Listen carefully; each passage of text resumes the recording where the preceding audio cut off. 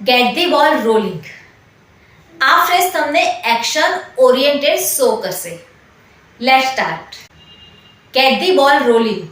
That means to start something. કામની શરૂઆત કરવી, કામ શરૂ કરવું. When you start project, process or activity, you get the ball rolling. જ્યારે આપણે કોઈ કામ કે પ્રોજેક્ટ શરૂ કરીએ ત્યારે આ ફ્રેઝનો યુઝ થાય છે. Let's see examples. First number, let's get the ball rolling on our new project. ચાલો આપણા નવા પ્રોજેક્ટની શરૂઆત કરીએ. Next one, one phone call can get the બોલ રોલિંગ. એક ફોન કોલ આખી પ્રક્રિયા શરૂ કરી શકે છે. So friends, don't say only start. Use this phrase in your daily conversation.